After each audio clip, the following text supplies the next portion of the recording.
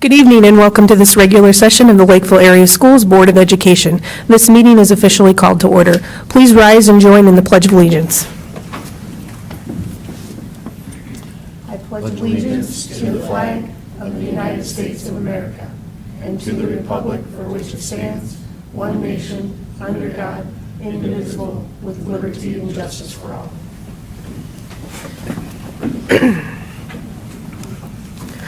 Board members in attendance tonight include Director Kelleher, Director Shinley, Director Lind, Chair Baker, Director David Anderson, Director Carly Anderson, and Director Thompson.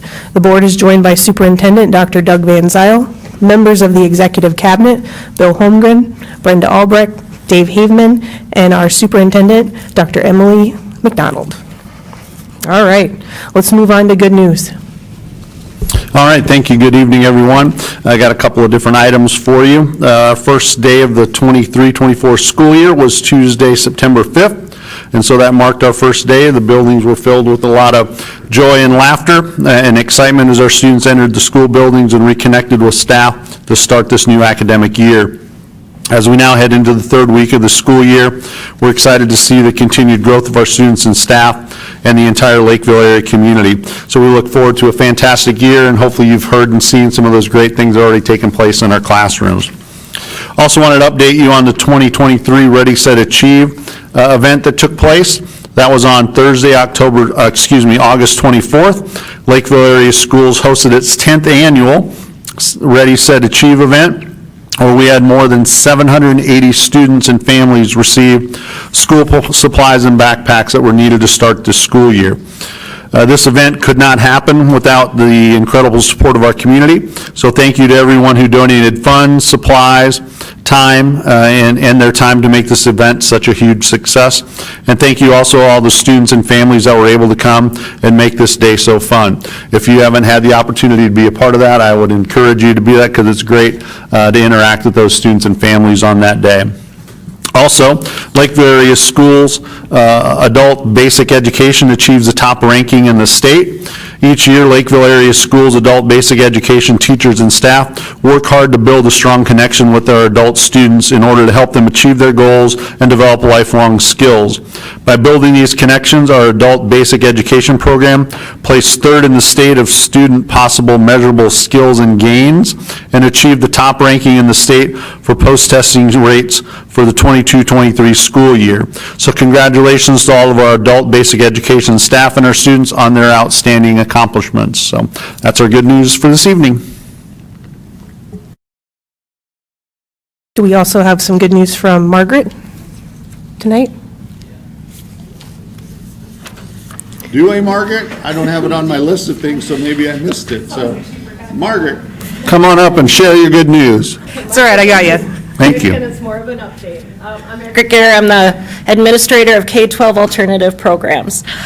Just wanted to give everyone an update and a public thank you for everyone that came together as a team to make the ALC ready for starting school on the first day.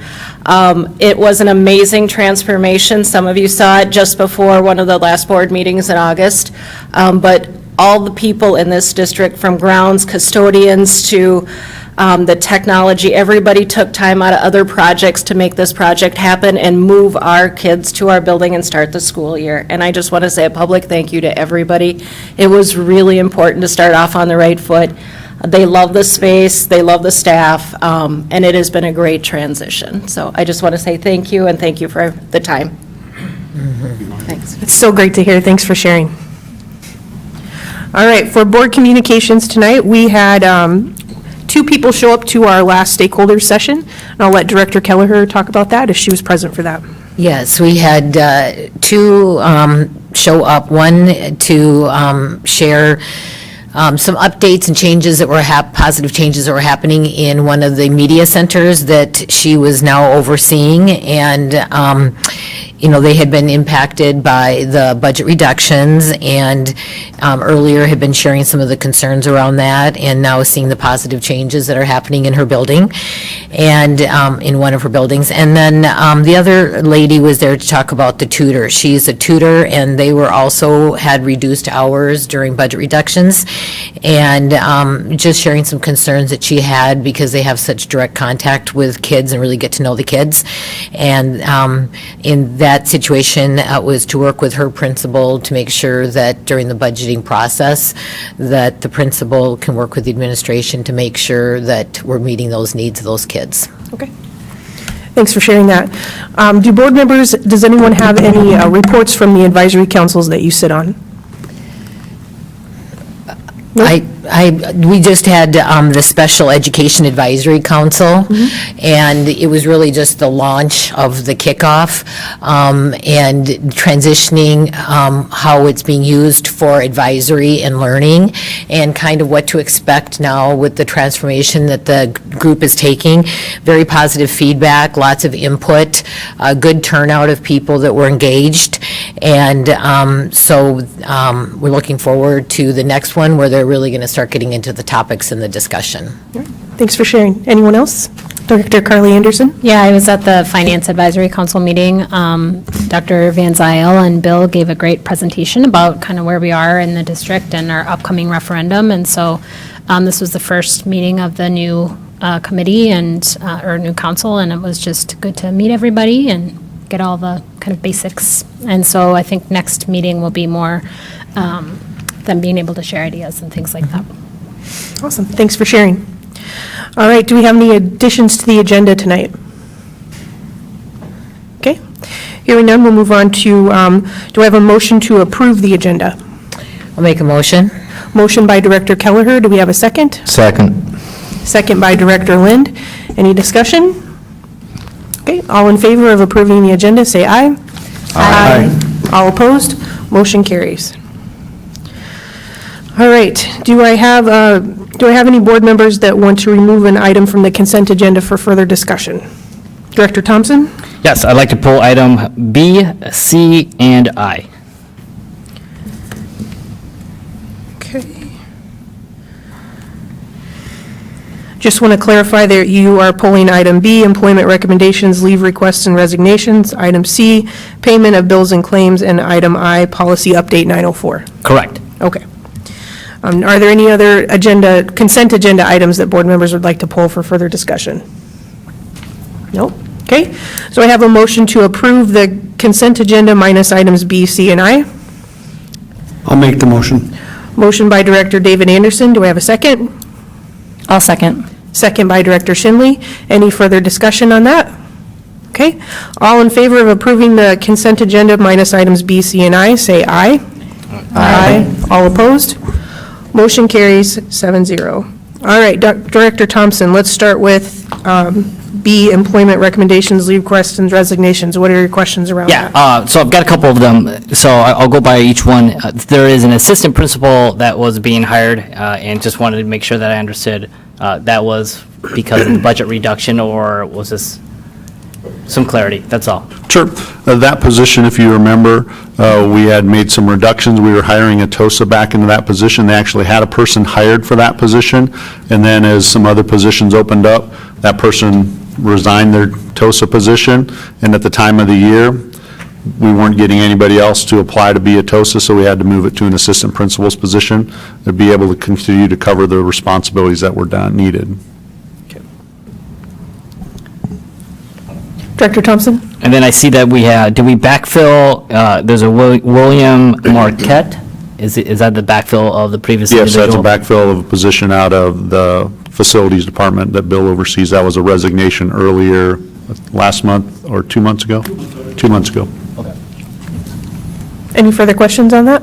Director Thompson? Yeah, so I was looking through the list, and it looks like we hired over, I think, 31 additional EML staff since the last report, so I'm assuming that's because of the new school year that's why. Well, yeah, so I also have to remember not every position was filled.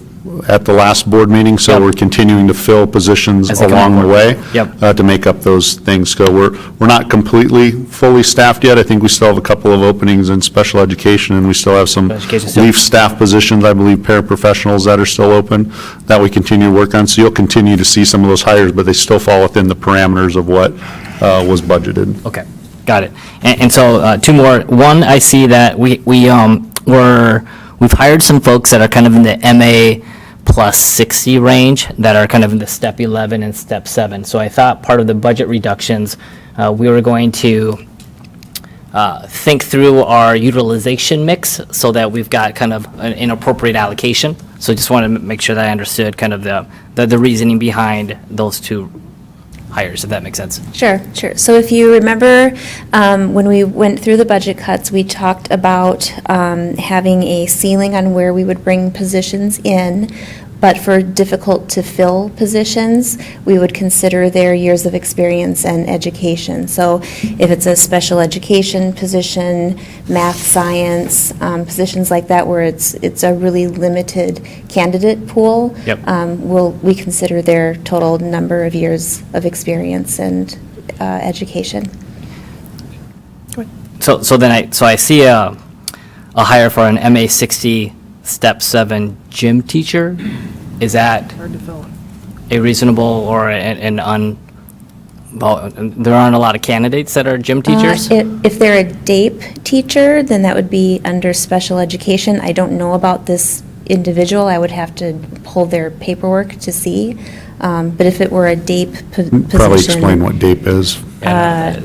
DAPE is Adaptive Physical Education for students with special needs. It's a very specialized Yeah. license. Okay, yeah, and again, don't mean to call out individual names, but I'm just curious, as we've made a $500,000 reduction so that we can bring in some student or teachers to help kind of maximize our budget capacity and resources. So I just saw the MA 60s and just wanted to make sure that, where do they fall in line? So, okay. Thank you for that one. Director Thompson? And so my last question is that, and so every year we have to update these Schedule Cs, or we have to approve these Schedule Cs and Ds. And so, being a first-time board member going through this process, I see in the consent agenda that we are approving over 300 individuals that are coaches and advisors and so forth. And I'm assuming that's probably just standard. Curious, like how much does all of this cost? And maybe that's a separate conversation, but I don't want to not approve the Schedule C, but I just want to provide awareness that every fall, do we hire 300 coaches and program advisors? Is that normal? I guess this don't is know. my first fall here as well. So I don't know, but I could look at what that was last year. And I'm going to look at Bill a little bit from Yeah. my experience last year, and if you want to step up, Bill, to answer us if I don't answer it correctly. You are, because you do have some turnover in staff, and some of those positions have to be renewed every year. So you're going to be reinstituting some of those same costs from the year before in those particular areas. Is that an accurate answer? When we're hiring coaches and advisors this fall, we are not hiring any more numbers than we had the year before. Most of them are replacements. A lot of these positions don't stay in there very long. Our head coaches are there a long period of time, a lot of our other ones are not. We'll see a lot of turnover. And that's already in the budget, and so we're not Correct. exceeding the budget from what was allocated for No. that Schedule C and D. Got it. Correct. Okay.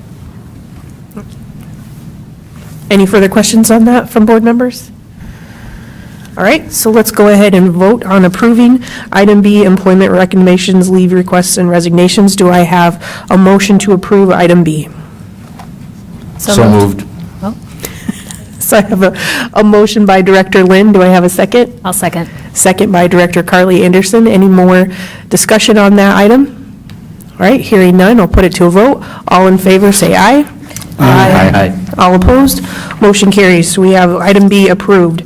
All right, let's move on to item C, payment of bills and claims. Director Thompson, what are your questions on that item? Yeah, so there was a new addition to the bills and claims PDF document, so I appreciate that. And so I don't know if this is the appropriate time to walk through that, or if there will be another working session that we will go through that financial dashboard that was provided to the general public. And if you're not familiar with it, in the consent agenda of however many pages there are some new financial metrics that provide monthly expenditures as well as actuals and forecasts and year-to-dates. And so I think that is great transparency for our community, but I'll pause here for additional feedback from the group.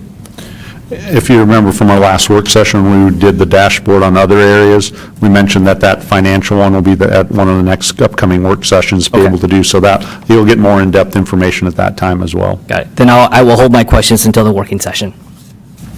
All right, any further questions on that item? All right, hearing none, do I have a motion to approve item C, payment of bills and claims? A motion. Motion by Director Shinley, do I have a second? I'll second. Second by Director David Anderson. Any further discussion? Hearing none, we'll put it to a vote. All in favor, say aye. Aye. All opposed, motion carries 7-0 for payment of bills and claims. All right, so item I, which is policy update 904. What are your questions around this item? Yeah, so I Director think I'd like to pull this out from the consent agenda and make a motion to table it to working session for the board to have further discussion on this one. Okay. Can you explain your reason around wanting to discuss it more? Yeah, so, as I look at so policy 904 is the distribution of materials on school district property by non-school persons.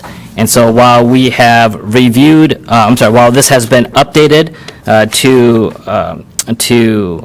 to meet statutes and I think MSBA recommendations, I believe that there's further discussion that need to be had. So part of the discussions that I'd like to have is part of the guidelines where there are requests for distributions of materials has a variety of different, a variety of different examples.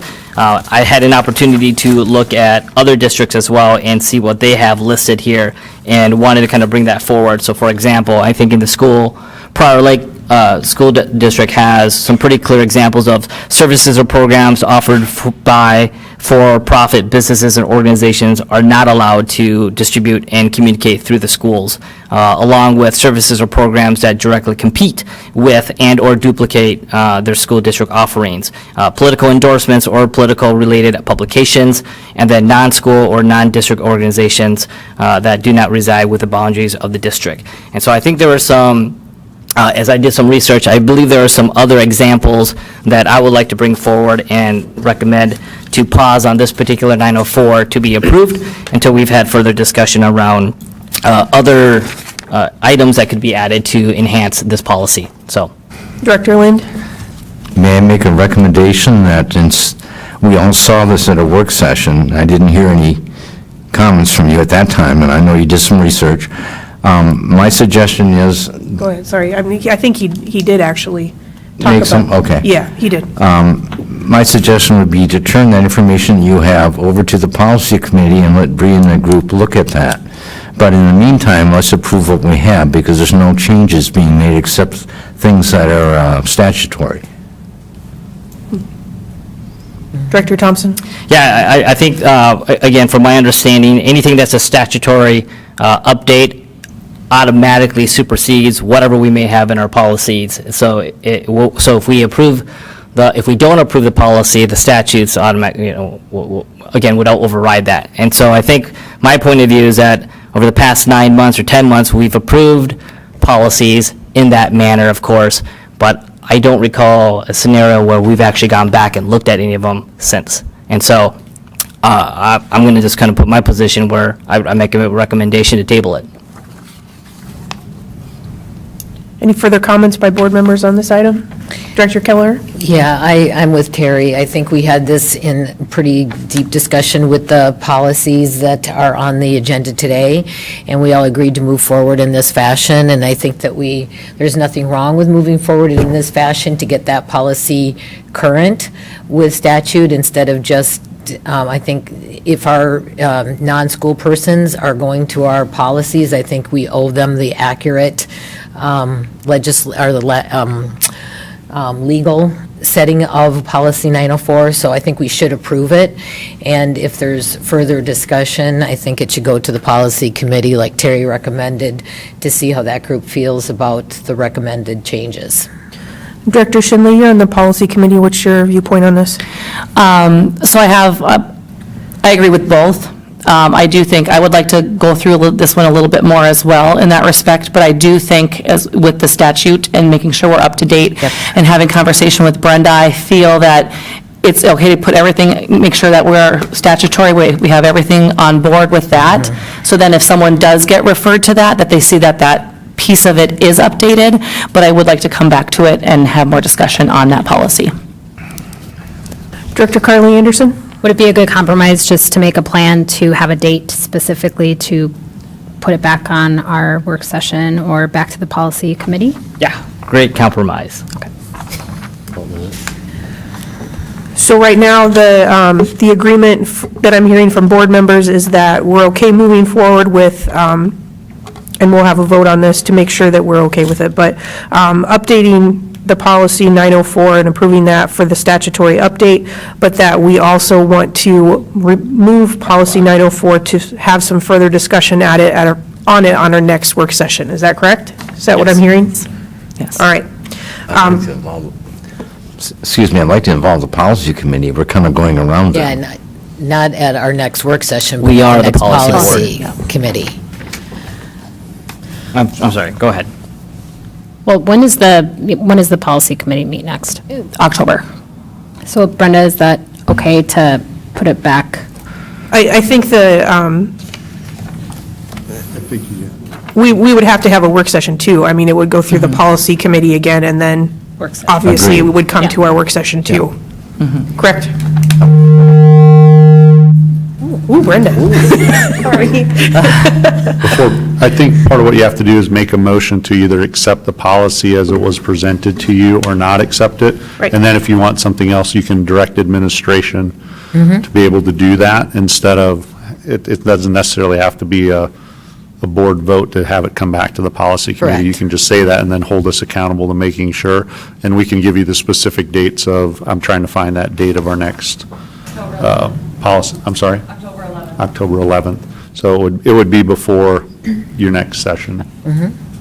Sorry, go ahead, Brenda. If I could just make a recommendation, that anything that you would like us to discuss at that policy meeting, if you could have that in advance, because I will need time to research to make sure that the recommendations that you're making are legal and that they won't pose any kind of a risk or back the district into any kind of corners before bringing it forward to the entire board. Just a recommendation. Director Thompson, would you be able to share your information? Yes. Okay. All right. So do we have a motion to approve item I, policy update 904, with that statutory update? So moved. We have a motion by Director Carly Anderson. Do we have a second? Second. Second by Director Lind. Any further discussion on this item? Okay, all in favor, say aye. Aye. All opposed? All right, motion carries. All right, so for reports, we don't have any available tonight, but we do have some recommended actions. So we'll move on to item A, attendance area adjustment process by Ray Queener.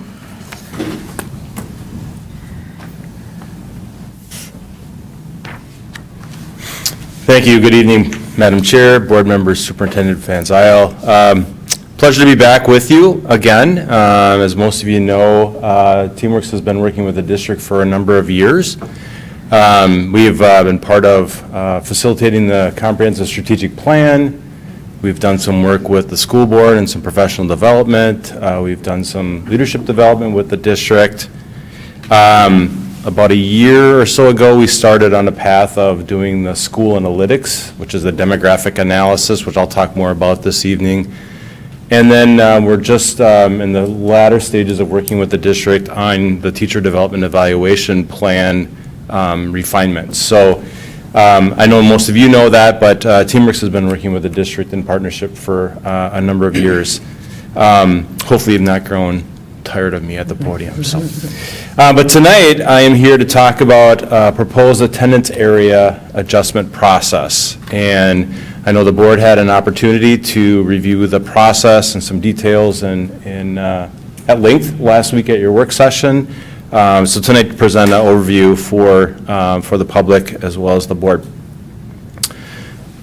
So at TeamWorks, we have a little bit different public process that we use around engaging stakeholders for development of these types of processes. And so I'm going to talk about, maybe I'll get my slide deck up there in a moment, but I'm going to talk a little bit about that process, some preliminary timelines, what kind of tools we use, and what the stakeholders and the public can expect in terms of engagement, communication, and transparency. Thank you. So a couple of things from the context standpoint. I think most people know there's a new elementary school that's opening. Several of the elementaries had additions added to them. I think most of that or all of that's been completed. There is some need to address some capacity and socioeconomic diversity balancing between other elementary schools and middle school attendance areas to manage capacity. So taking a look at where the middle schools are going to be growing and what that impact is going to be. Preliminary,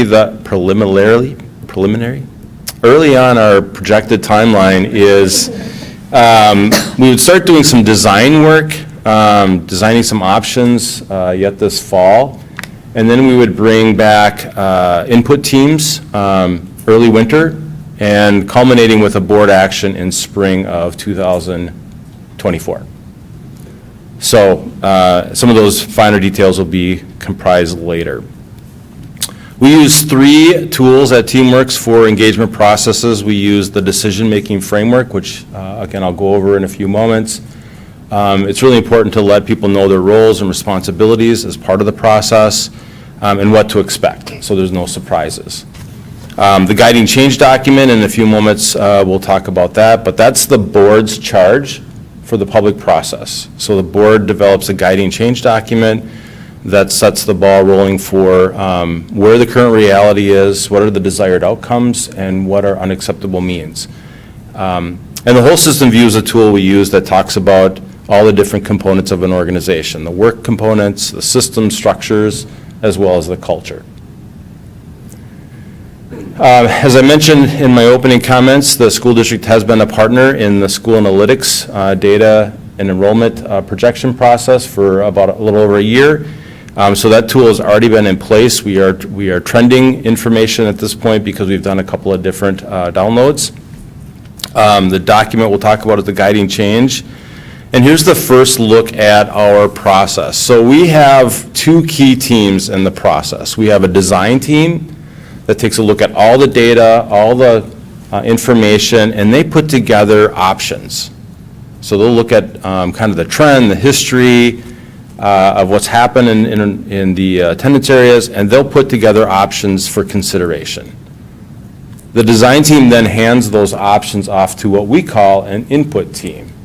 And an input team is a group of administrators, teachers, other staff, as well as parents and community representatives. And their job is to give feedback on the options.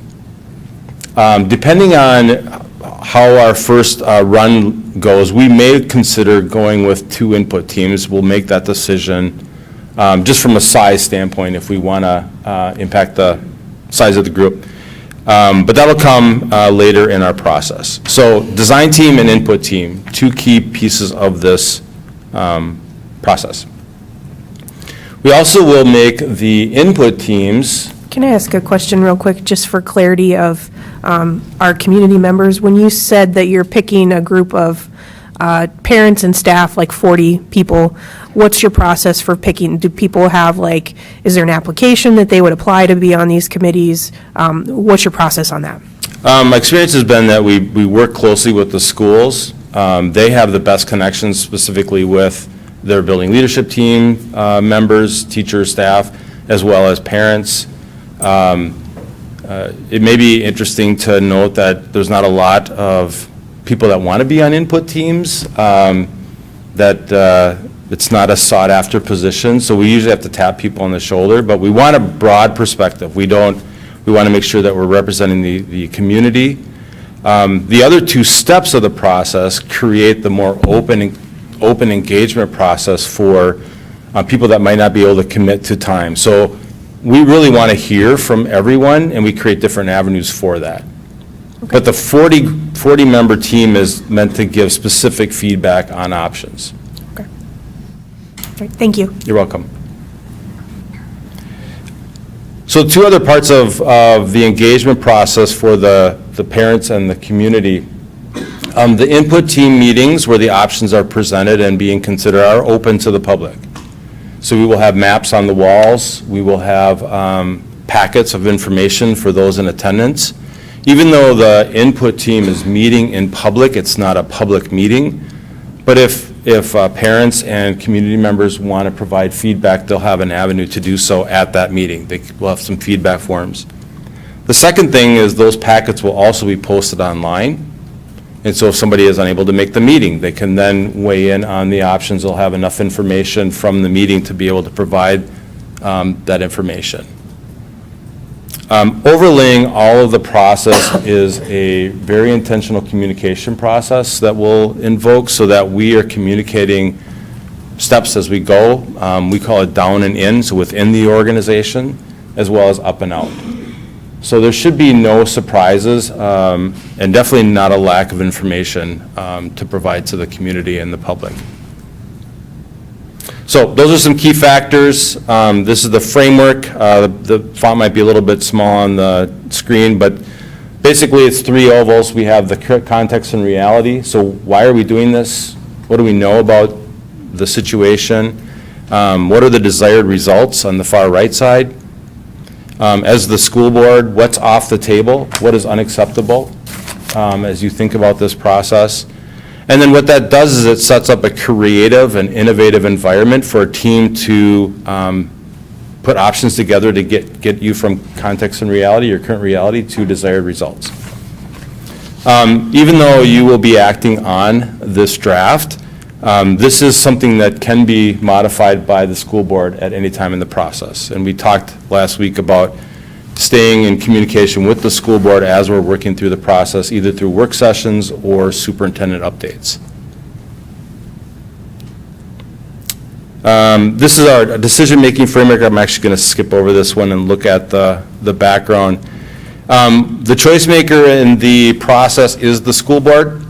We will have 2 to 4 meetings with the board, work sessions, before you take formal action in the spring of 2024. The design team is the upper right, anywhere from 3 to 5 design team meetings. So we will have an orientation meeting, and then they'll start looking at different options.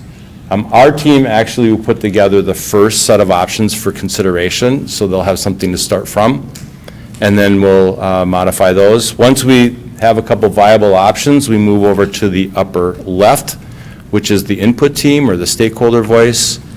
And I'm expecting that we would do at least 2 iterations, so we would take options to them at least twice. Depending on the feedback that we get, we may do that a 3rd time. But you can see I've got 2 to 4 input team meetings over a couple of months. I already mentioned the online participation, so it'll be an opportunity for people to get feedback on a survey or feedback form, and the website will have information about the reports from the input team meetings, as well as the design options that are created.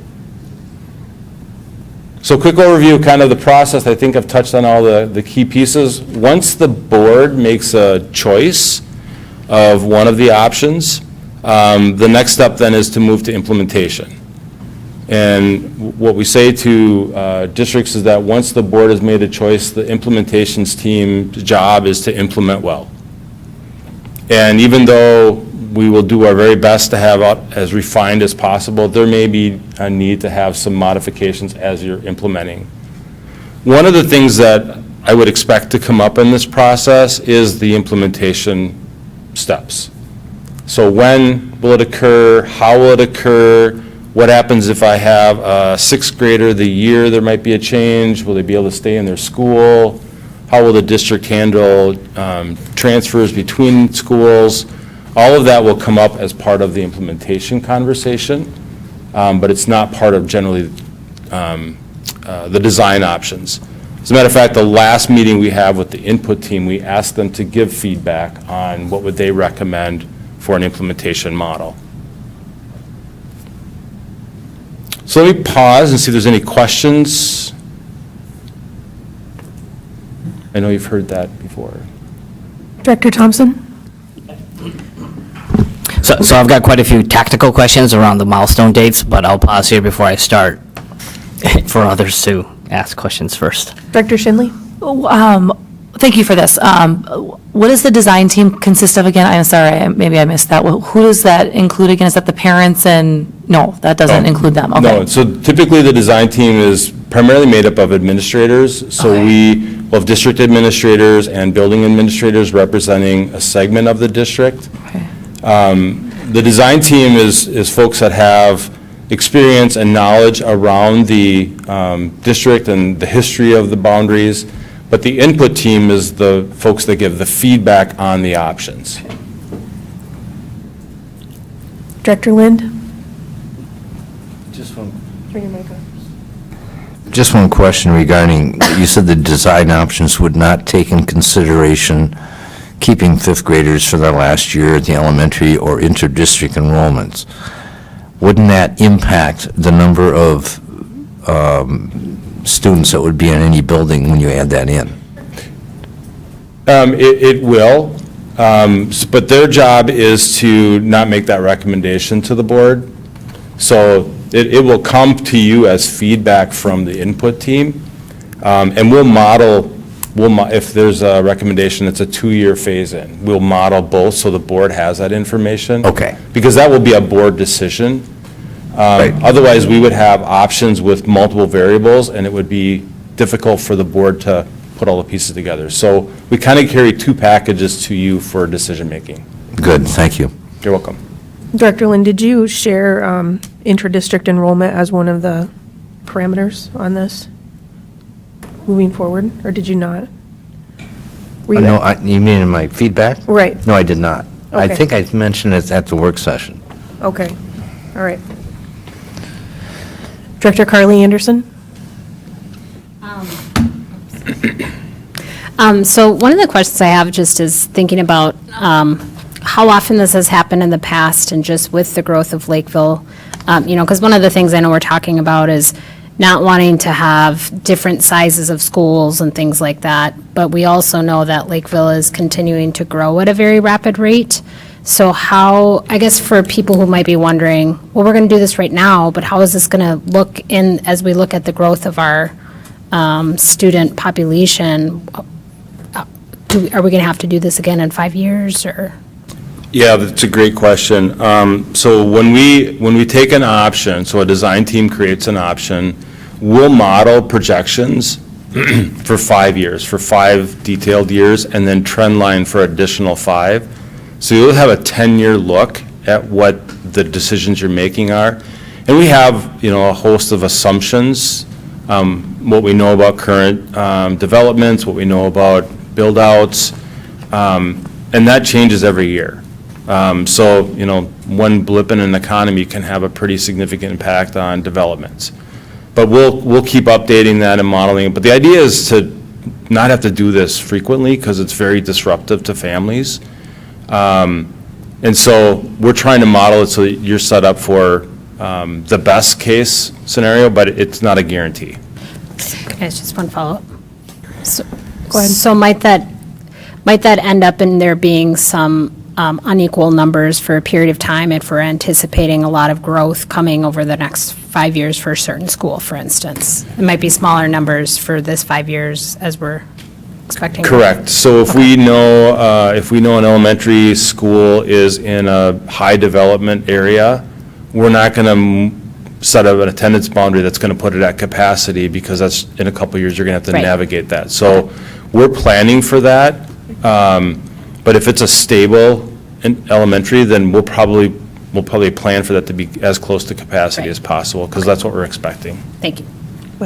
You also have to take into account, you're probably going to have to be asking about bond referendums and other things, and if those pass, that plays a big role in how that variability of the size of your schools. If you stay on track and you're able to build as projected as needed, it helps with that. But if for some reason something doesn't pass, it slams everything back, and then you're getting into those capacity issues again. Director Kelleher?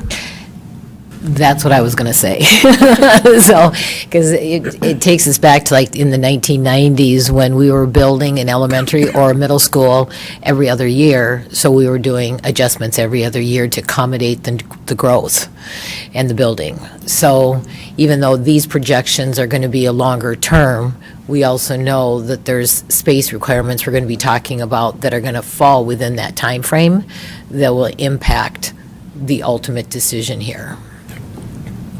Director Thompson?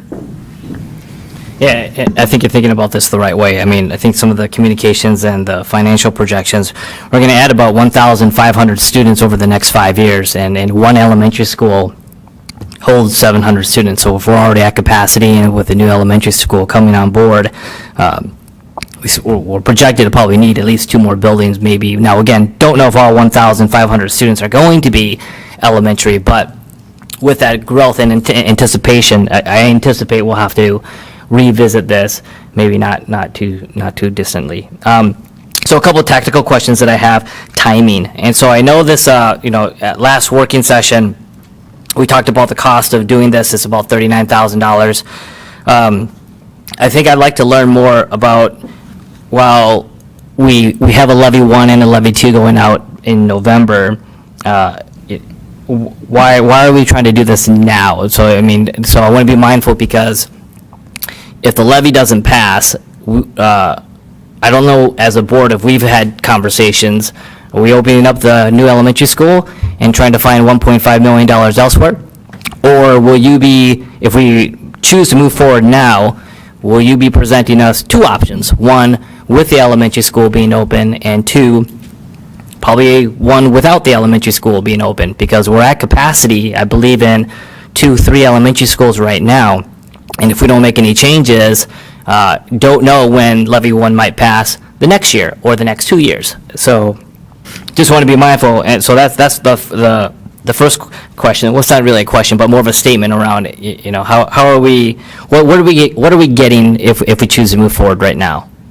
So the idea was... Ray, before you answer that, I think one of the things that I would add to, I guess, is to the comments that were there, is you have to be mindful of, you still have to plan. Is that if you push things too far down the road, the implementation component of what you're going to be asking to be done can't be jammed into 4 weeks. So it has to be stretched out over time, and so if you say, hey, we're going to wait until January to make this decision, the likelihood that you're going to be able to implement anything that's going to be well communicated just probably went down the drain. So part of it is you also have to work backward from how long is it going to take to implement this. And so it normally takes, in my estimation, and Ray, you can chime in if you'd like to, you're probably talking 3 or 4 good solid months to be able to communicate to families and staff, let alone the positions that we'd have to go through if it passes, of moving staff around. So you're talking staff, students, families, transportation, all those implementation things probably take 3 to 4 months. So if you push it much beyond that, you're probably not looking at having anything done successfully that following year, and then you're looking at a building sitting empty that people just said they wanted open for not being used for a year. So that's a component of it. I just wanted to add that, and then you can chime in. Exactly. So the idea is that we would use October as kind of our background setting, kind of getting members on the team. It will take at least 1 orientation session with the design team. Our guys will need October 1 enrollment numbers before they do their modeling. So it really is kind of just getting a little bit of a leg up. But we will know outcome of levy right before we're doing detailed option planning. So we'll be able to know, are we headed, which path are we headed? And the board will have to have a conversation around those directions. Director Thompson? So how long does it typically take for options to be put together? Are we thinking about, like, it takes your team about a month to make recommendations? Does it take 2 weeks? Obviously, once you get the data set on October 1st, I'm just trying to figure out what's the drop dead date for. Let me rephrase that. What is the key milestone date that you need for your team to, all right, activate? I'm going to give you a really vague answer and say it depends. It depends on how much they're doing, how much scope. The good news is that they're already familiar with Lakeville. So I would expect, within a couple of weeks, 2-3 weeks, they'll be able to put some options on the table. And it also depends on what the board approves for a guiding change. Yep. And so if there's a lot of specificity in the guiding change, then they're going to have more work to do. It'll take them longer to do that. But we won't do any modeling until after October 1. Okay. Director Thompson? So bear with me as I kind of linearly map this out in my head. So if October 7th decision, your team has about 3 weeks to put together options. We get that by end of November. And assuming based on our working session last week that end of February was kind of like the date that we'd hope to have it finalized, you've got 3 months really to have the input team go through the cycle of feedback and for the board to get decide and then come back and so forth.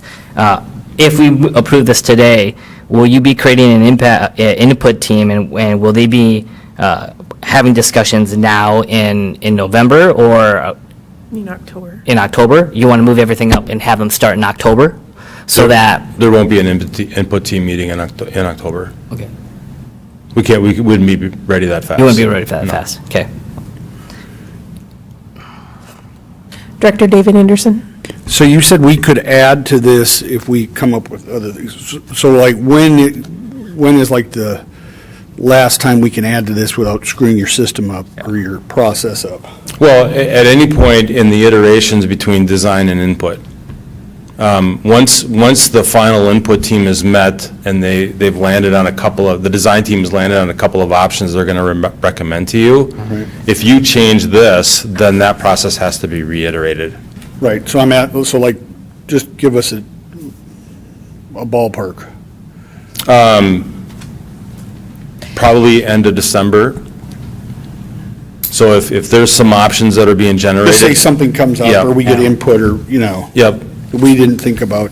So if we do a work session in December, give you an update on kind of what's on the table, and there's something that's of concern with the board, then you would have to just update that. And there'll Director still be Kelleher? time. Yeah, and so the conversations and the questions that are being addressed now were all thoroughly addressed during our work sessions as well. And just to remember about that process, we agreed that we would send them, I believe, to the superintendent and chair, because we would at some point need them to come back to our work session to make sure we all agree on it before we add those changes. So, and I think we said that it was going to be, we could do it in October. Well, that's why I was asking. Yeah, That's why I think we was said October and November so that the December we could vote on any changes that we wanted to make to this if we had to do that. And then that would kind of be the timeline for any changes, I think is what we agreed to. I think the idea, I'll ask the superintendent, but the idea was for board action this evening on process and draft. Yep. Launches us the ability to start planning and getting dates scheduled and our team to start doing some work. Well, I think what our discussion was around this was that we didn't want to hinder the process, but we wanted some time to look at it. So we wanted to go ahead and have it on the agenda to see if we wanted to approve it, but we also know that with the caveat that we might need more time with that document. Director Thompson, did you have something to add? Yeah, I mean, so I want to be mindful that, yes, there was good dialogue last week. Obviously, we didn't thoroughly discuss it because I've got much more questions to ask. So, but, yeah, I'll pause there. Director Thompson, are your questions related to the process, or you have further information you're going to present to us? Right? No, I think the timing is the issue that I've got more concerns on. And so I appreciate that we want to be proactive, but also we don't know what we're doing yet. And so, and if there's nothing for your team to do until October 1st, and once you get that data dump, it takes 3 or 4 weeks for your team to put something together. And if we're not going to have input teams anyways in November, I don't feel there's a need to rush, but that's me thinking out loud. Director Carly Anderson? Yeah, I was just going to say, I think one of the things that was probably hard last week for some of us is we didn't necessarily know, we've never been through this, I hadn't seen it, and so it was kind of one of those things where I'd like to have like a real work session after all of this review to really talk about how this feels for what the priorities of the district are. So I like the idea of thinking about the process separate from, the final kind of what we have in the guiding change document. I would also add that in order to put some of these teams together, we want to be able to have time to be able to talk to our school leaders and say, what people do you have, who do you think? And then that's going to take time for them to either say, so what are you talking about? What are you telling me? What's my time commitment? Because you're going to have to probably go through multiple groups of people within our system to be able to get everybody on board. So that also takes a little bit of time, because you want to have those folks hopefully lined up and ready to go, so that when you finally, if you say, hey, the document's ready to go to start some of that planning process tonight, his team can start working on that. And then we can start saying, okay, now start thinking about who do you want to be on these groups, so that we can hopefully have that ready to go in November, so that when that information is ready, they can actually start giving you some feedback and input as well. Because if you wait until November or even the end of October, that's going to take probably a couple of weeks to get those together, and then you also have Thanksgiving and Christmas coming up during those months, so to try to get meetings scheduled that will be able to accommodate those folks that are going to be involved, that'll take a little bit of doing as well. So there's multiple moving pieces to this, I get it. But to your point, you could still start the process of trying to figure out who those people are if this document hasn't been approved yet, because we're just looking for the administrators within the district, correct? Well, you have, the one team is administrators for the district, Right. the other one is also then getting parents, staff members, Right. other folks involved. So, yeah, I think that process can start, but we also need to be able to have the information ready for them to be able to say, so when can our first meeting be? So that we can start putting that on their calendars, be able to say, we're planning for the first meeting to be here, because otherwise we'll start bumping meetings on them, and that'll create more turmoil of trying to get people that have said, well, I committed to here, but now you're moving it won't work for me. So that's just 2 cents. Director Thompson? Yeah, will there be an additional cost where if we do make the approval today or very shortly, you're making a decision or you're making a design based on a certain outcome, and if that outcome doesn't materialize, would you redo the work, and is there any additional cost on our end?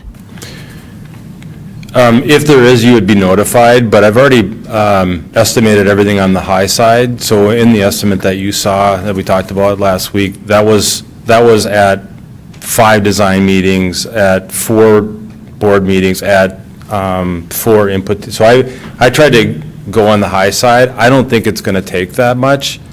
If we do, and there is a change, well, we would contact the district and say, based on a late change in the guiding change, this is going to require additional work. Here's the work order cost that would be. So You would know about that. Director Kelleher? Yeah, so I appreciate the discussion around the process. I think that's important that we all agree to, that process. But I do think it's important for us to at least approve this draft as a starting point, because they have to be able to start their process utilizing some guidelines. And so if they don't have that, they're probably going to use it anyway, whether it's approved or not, because they have to have some sort of guidelines to start with, right? If the board doesn't act tonight, we're not going to incur expenses. Yeah. So right. because this is a comprehensive process. Correct. So we need to, And so if we this is want- kind of the goal that lets us do work. So if we want the process to get started, Yeah. it's not just approving the process, it's also approving this, because this is what starts the process.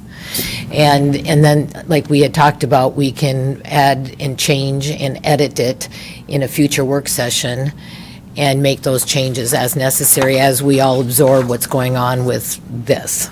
Do you have a slide available of that? Of I'm this? Do I have that? Right. Because if we're going to talk about it, I would think that it should be up there for people to see what we're talking about. I don't know. I don't know what I did. I'm sorry. Made everything small. Yeah.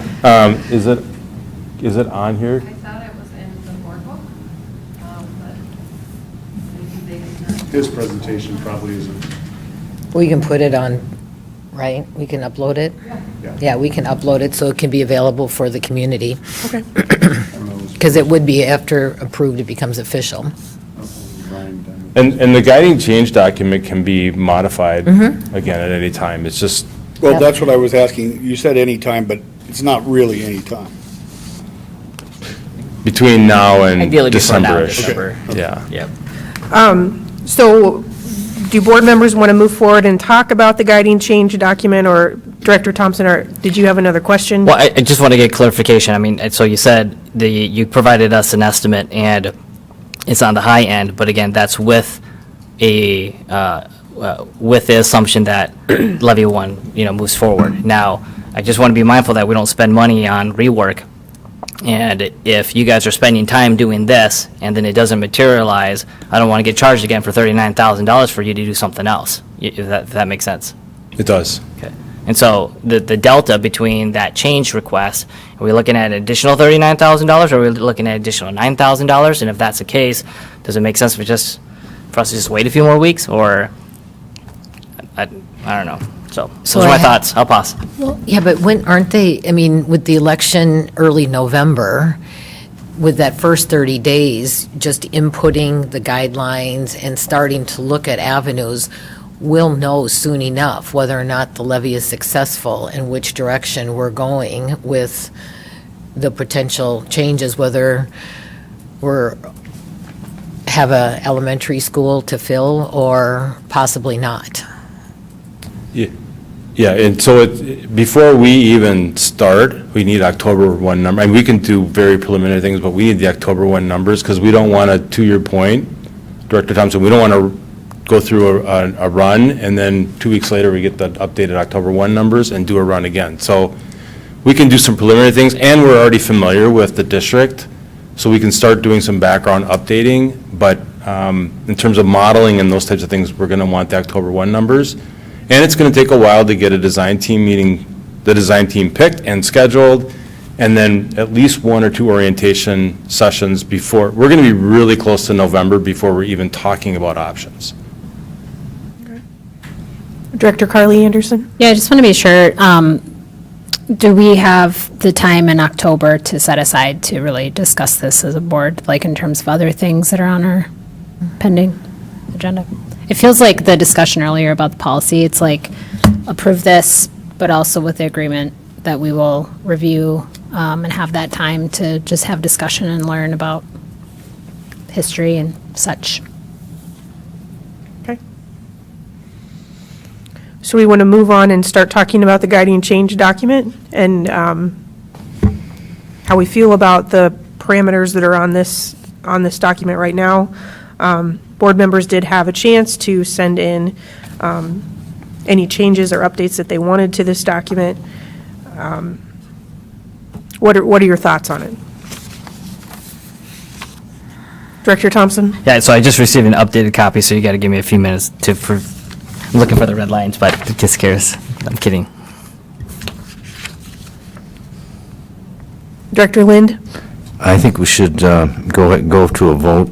We've looked at this at the work session. We've had opportunity to put input into it before now. It's a fluid document that we can change any time, so why not approve it now? Can I ask what was added since the work session? So I asked to have fluidity with kids attending as much as possible their neighborhood schools for elementary, middle, and high school, specifically and then also aligning special ed programs to transition from the elementary buildings into the secondary buildings that they feed into. And I think that's B and C, and they were already on there, it's just a little bit more specific on. Yeah, we reworded it, yeah. Right. I guess the one thing that Director Lind and I had been discussing was the intra-district transfers and how those would be handled with this, because there are some families that seek that option for very specific reasons, and I would want to give some accommodations to that as well. But some of those may no longer be intra-district open enrollment if the Correct. adjustments are made in such a way, so. Correct. Dr. Van Zyl, sorry. That's right. Quick question. Would you like me to read down each section since we don't have the slide up on the screen and just say, here's the current reality, read through it, and then you say, hey, there's something or not, or are you comfortable just having read it and had talked a little bit about it last time? It's totally up to you. I'm just providing that option if you think that would be helpful. I think we post it to the website or to the board book so that our community can review it. Yeah, they can already Yep. see it. I was just asking Yep. if that was something that you wanted. If not, I'm fine not having my voice continue to be recorded, so we're good. Director Thompson? Yeah, so I did take a look at the what column, our desired results. I don't know if this fits in there, but I feel like when we cut during the budgets around busing and extended the number of miles for students where they have to walk or they pay a little bit higher fee.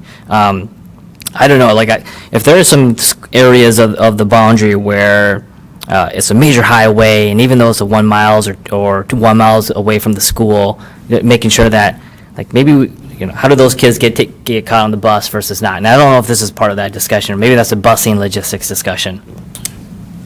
We already have that. We have to meet every year to have a safety zone discussion as far as what areas in town qualify for that. So there's some state requirements. I think, Terry, you sit on that with our transportation department and Bill. So they meet yearly before school starts to revisit that. So those requirements and expectations are already followed, and those are state requirements. Is that accurate? And then we can add some of our own? Well, some of the distances are state Yep. requirements. You may have to come up and say it, Bill, sorry.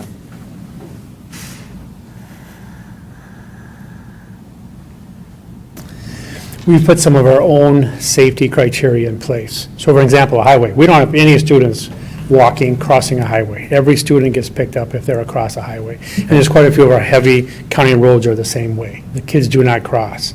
So there's really, the only places we have walking zones are very close to the buildings. We're not putting the kids in any danger in any way. And that is actually on our website. You can see all our criteria, and all the maps are there where the walking areas are.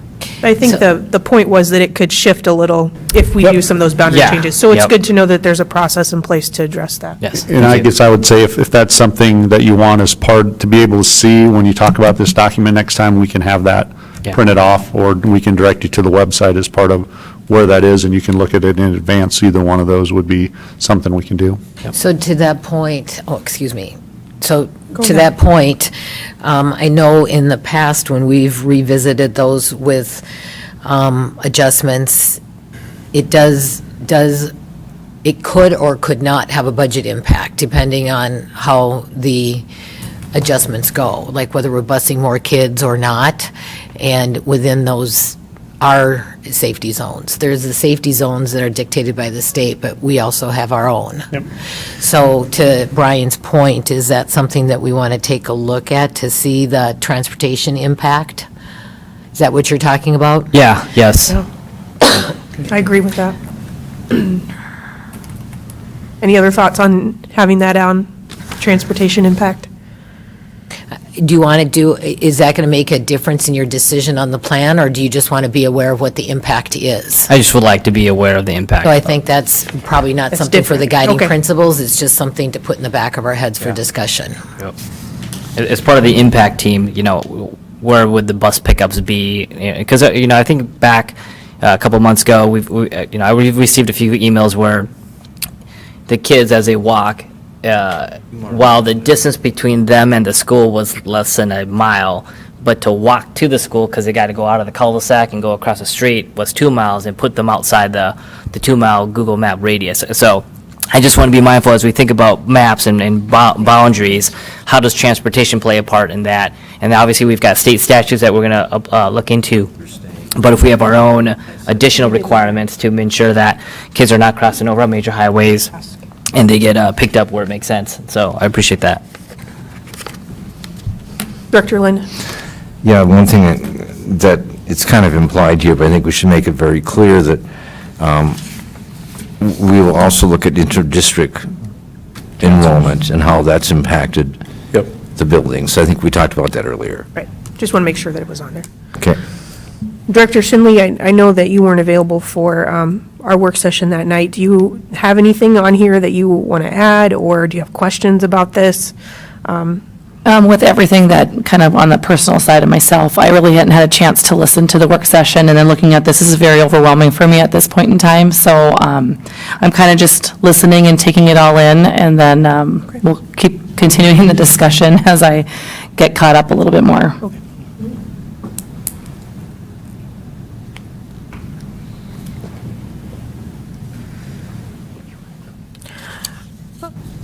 So, any further discussion on this document, or is there a motion on how the board wants to move forward with this right now? I'll make a motion to accept the attendance area adjustment process and guidelines. Okay, so we have a motion by Director Kelleher. Do I have a second? second by Director Lind. Any further discussion on this? All right, Kim, can we do a roll call vote on this? Because, thank you. Because I just think that, yeah, I'm not sure.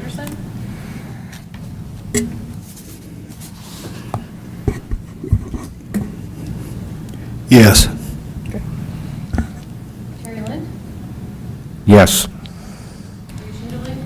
No. Yes. No. No.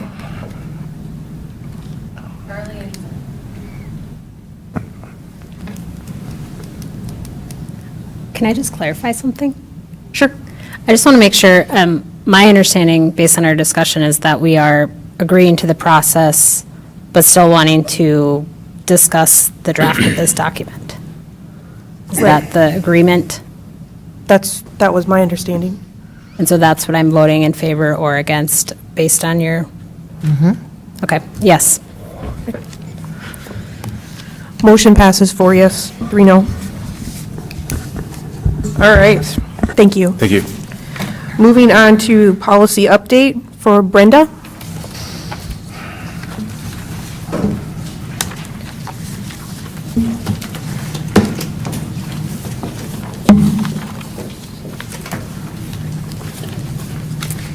Good evening, Madam Chair, Dr. Van Zyl, and members of the school board. You have before you this evening an update to Policy 305. This is our policy on policy implementation. This has been reviewed for updates. Updates for this policy are in alignment with MSBA recommended language and any updates to statute. In particular, updated language requires annual review of written procedures and guidelines relevant to the implementation of Board of Education policy. All right, do we have any discussion or questions on that policy? I'll make a motion to accept policy update to 305 and 306. I don't think, did you read 306? No. We Oh. haven't read 306 Oh, yet. well, they're on here. We're just asking for questions on 305 Oh, right now. Yeah, sorry. Any further questions on policy 305? All right, do you want to go ahead and read 306? Yes. Sorry. Policy 306 is our Administrator Code of Ethics. This policy has been reviewed for updates as well, and updates for this policy are in alignment with MSBA recommended language and any updates to statute. Do we have any questions around policy 306? No, but my motion stands. Director Thompson, were you raising your hand? I couldn't tell, sorry. You know, I do. I mean, again, this is one of those very similar to Policy 904. I mean, Policy 306 is the Administrative Code of Ethics, and while it may align to the state statutes and MSBA recommendations, you know, like, are there things that we want to put into it that also make sense? You know, as I look at Burnsville and as I look at Apple Valley's and even Farmington's 306 professional code of conduct. I just feel like there's some additional commentary that we may want to include, but we'll just table it for another day. Do you have information pertaining to that policy that you would like to, again, share with the policy committee? I will pass them on to the policy committee. Okay. Thank you. Thank you. All right, so we have a motion on the table by Director Kelleher to approve policy 305 and 306. Do I have a second? Second. Second by Director Lind. Any further discussion or questions on these items? Okay, hearing none, we'll put it to a vote. All in favor, say aye. Aye. All opposed? Motion carries. Thank you. All right. Bill Holmgren is going to present the proposed pay 24 levy. I think item C and D, don't you have the resolution also, right? Yes. All right. Madam Chair, Directors of the School Board, Superintendent Van Zyl. Oh, we have the wrong.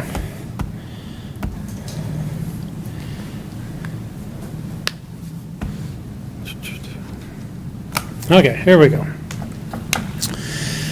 Every year, we have to bring forward our levy for the next years for our community members to help fund our school district.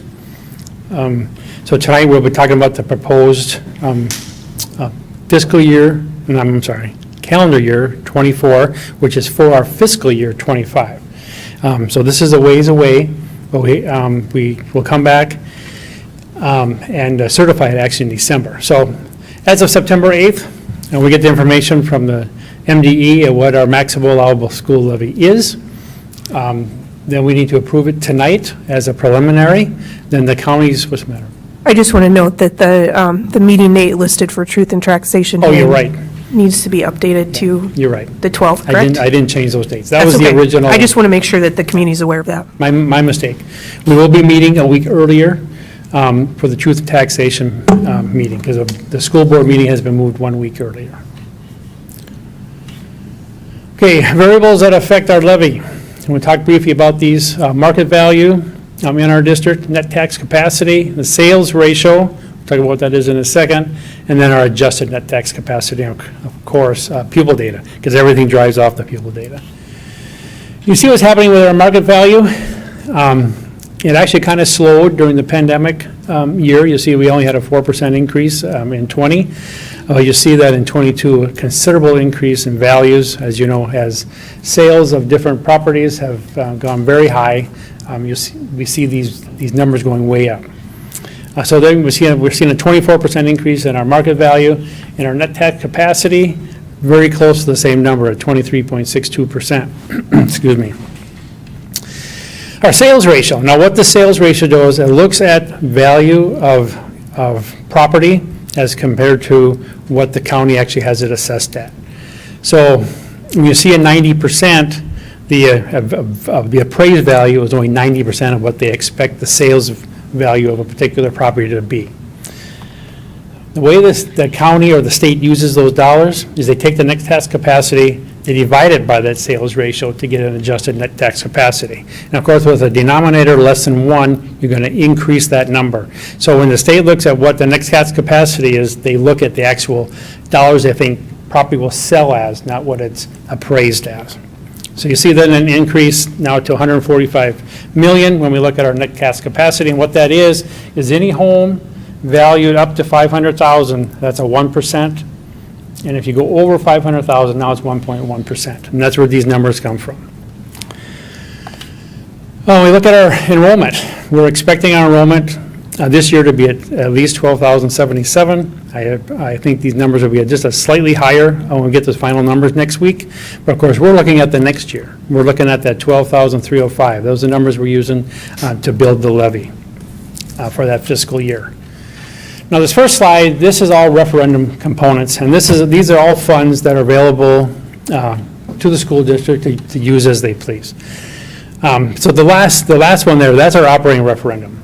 So as we've asked the community over a number of years, now we're up to $24 million for fiscal 25. Local optional revenue. This is a revenue that came because of, excuse me, many school districts, especially in greater Minnesota, are not able to get their operating levies passed. So the state has said, well, we're going to allow you to have an operating levy, and it's called LOR, or local optional revenue. Any school district that had an operating levy, then we also get the local optional revenue, but it comes off of our operating levy. So these are operating levies we've had in place before. They shifted over now to local optional revenue, and those are permanent. It's $724 per pupil, and that's that $9.6 million that you're seeing there. The top is another small piece that the state allows school districts to put in place called equity revenue, and that is looking at the difference, again, with districts with low operating levies and high. And we're in the middle. We're certainly not the highest, but we're certainly not the lowest either. So that's also funds that we're able to levy to help in this situation. So overall, when we look at our referendum components, the levy for calendar year 24 is at almost $35 million. Now all the rest of the pieces we're going to talk about in our levy are all restricted dollars. We can't use these dollars to pay for salary for pieces in our school district. Number one, our achievement integration. That's a grant that we see from the state of Minnesota. About 1/3 of those dollars are part of the levy. And you see here that $614,000 will be the levy portion, which is 1/3 of the total dollars of that program.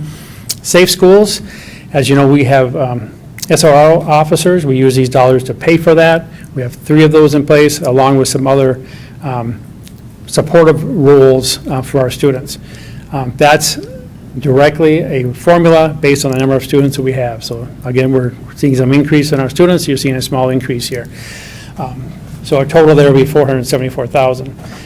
As you know, District 917 that we work with, they don't have any levy authority. So all the member districts of District 917 levy these dollars for them and then transfer these dollars on to them. So that's a shared for them, but for the District 917 from our school district for next year is almost $198,000. Our vocational program, these are supplemental dollars. They certainly doesn't cover our program at all, but there's a formula that we can levy to help do that. You can see we have a small decrease there. That's due to the changeover in staff that we have, little less salary total, because that formula is based on the total of what we pay out in salary. Reemployment, of course, we had a lot of unemployment happen during the pandemic area, so you'll see here an increase, at least for this year, of 87,874. And this does not tie into the new unemployment we talked about, where this district's going to be responsible. That we'll see in the future. Our Q-Comp, again, this is across the state of Minnesota. There's a limit to how many dollars go into Q-Comp. We're seeing a small decrease here, but we will be levying a little over $1 million for that program. Again, this is a shared with aid. We get 2/3 of it as aid, so we're getting about $2 million from the state of Minnesota for this program. Our OPEB, or other post-employment benefits, these are benefits that go to our retired staff. We use an actuarial study that we have to do every 2 years, and that's where these original numbers come from. But at the end, we only levy what we actually pay out. So we see a lot of different adjustments in this dollar amount over the years because we don't always spend that total amount. But again, that's what that is for. Our lease levy, these are 2 pieces. These are areas where we have education going on that we don't own the buildings. We're able to levy the payments on these areas. It's also the COPs we put in place on the additions on our elementary schools. The payments are also in this dollar. So you can see here that we're at $2.8 million for next year. Again, District 917 also has a lease levy for the buildings that they use. They don't own all their buildings. In fact, I don't think they own hardly any of them. Again, we're levying the dollars, sending it off to District 917. Abatement adjustments, what these are just areas where somebody particularly didn't pay their bills or didn't pay their taxes, and we're able to levy to fill the hole that was made by that. When we look at the capital portion of this, our operating capital, this is a shared piece also, about 1/3, 2/3. So we're getting about $3 million in capital for this next year. You see here an increase of 205.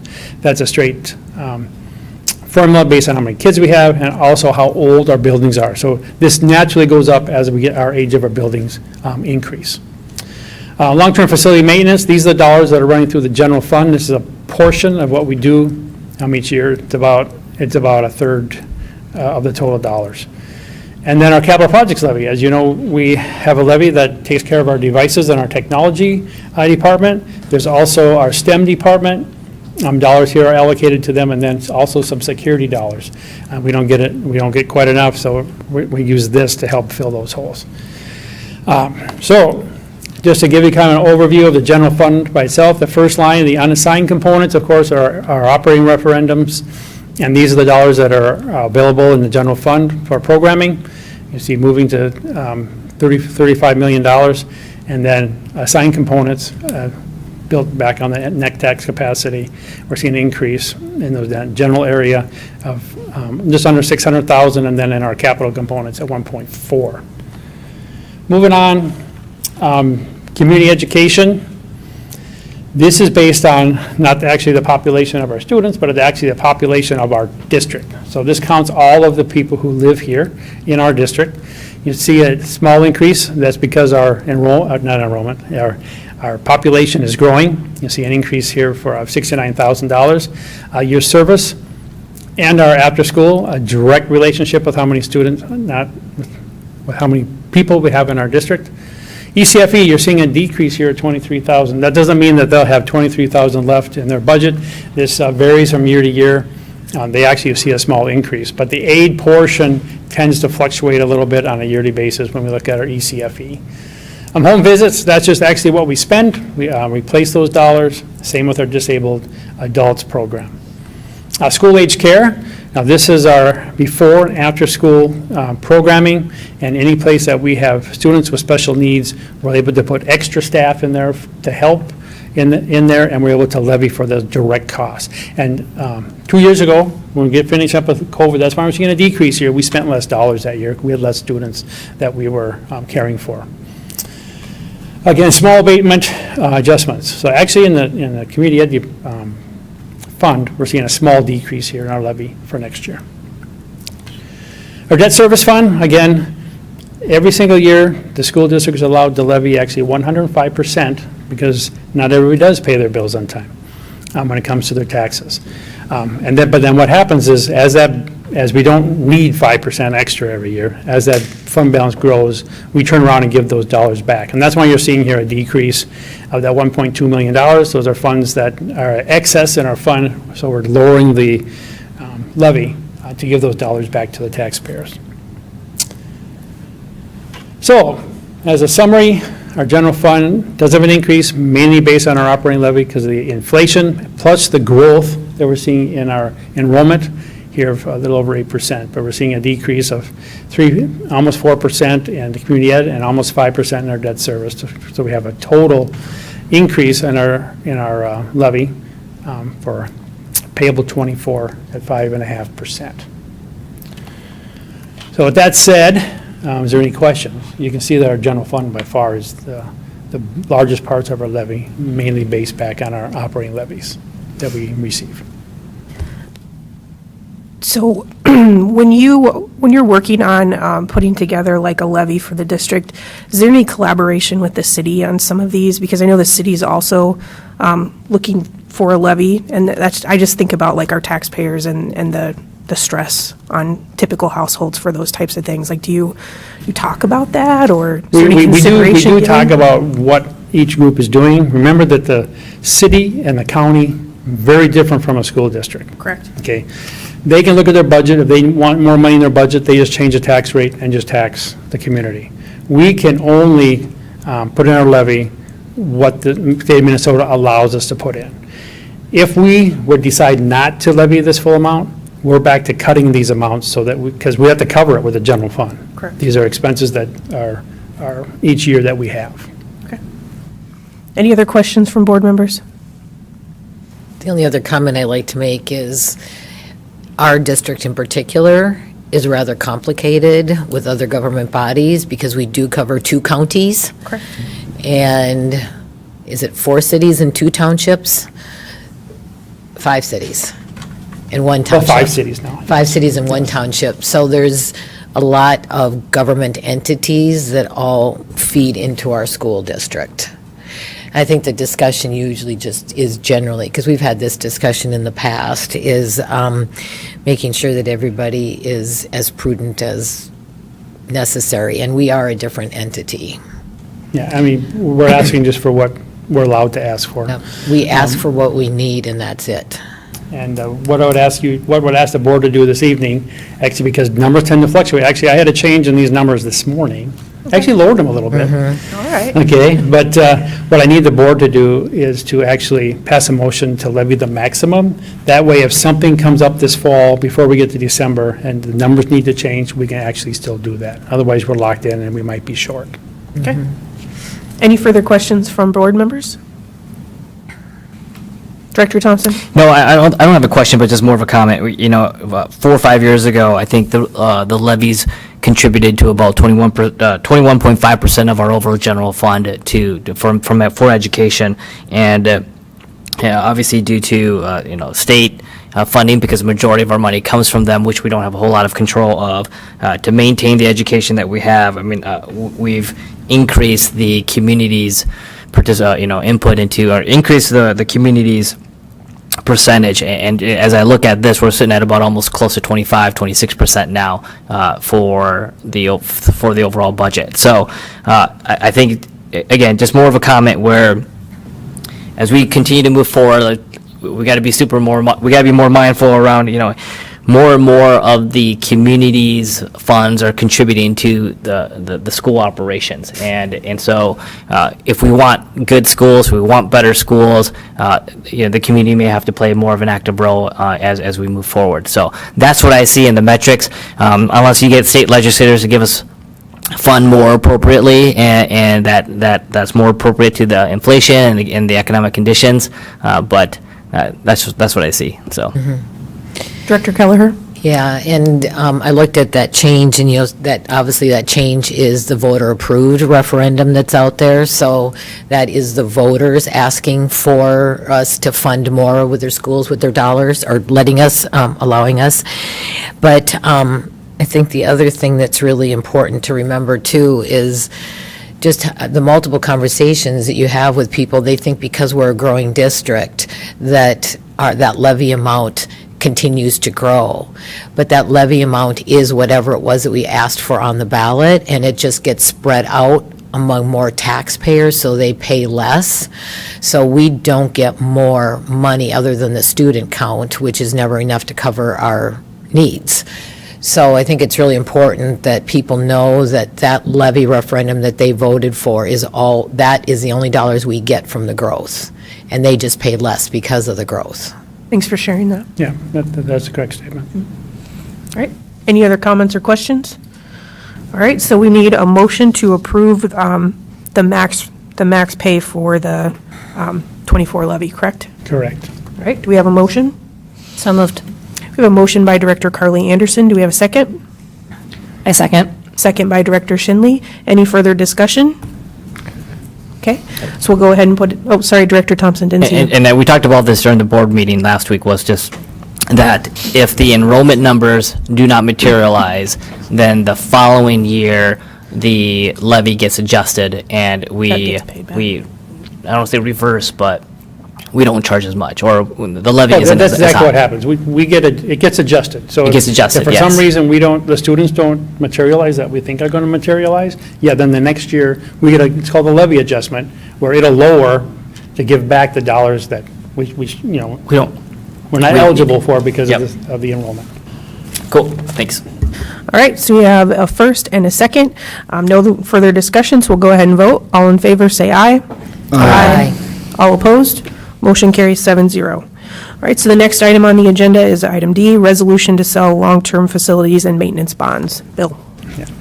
We have a resolution in front of you this evening. As part of our LTFM plan, we borrow funds every other year, so the dollars we're looking at here at $20,800,000. That's a 2-year period, it's not just one. Okay, so between that and then the general fund portion of LTFM, that's how we take care of all of our projects, all of our updates and needed improvements in our buildings. So tonight I need you to pass that resolution so that in the relatively near future, we will be selling bonds, so we have the cash to do those projects here this next year. So I just want to remind board members that this information came to us through a working session about the projects that they would be using these funds for, just as a reminder. Are there any questions from board members on this item? Okay. Do I have a motion to approve the resolution to sell the long-term facilities maintenance bonds? So moved. A motion by Director Lind. Do we have a second? I'll second. Second by Director Shinley. Any further discussion? All right, all in favor say aye. Aye. All opposed? Motion carries 7-0. Yeah, thank you. Thank you so much.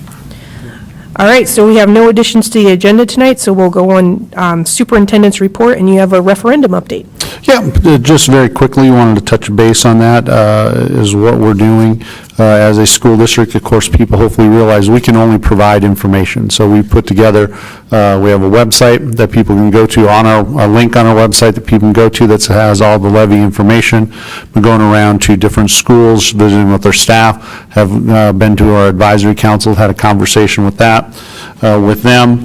We also want to make sure that people understand that early voting has already started, and thanks to Kim, who helps oversee that, you can either vote here at district office or at Dakota County. There is also a mail-in option, I believe, that they can find that information on the website as well. So we've had that going, and I believe from the board's vantage point, we have a couple of folks who are also going to be leading something outside of the district, because again, we can only provide information, and there can be a group that wants to either support, or there can be people that I don't think the board has gone to that says not support, but those folks I think have been found and will be working from that vantage point as well.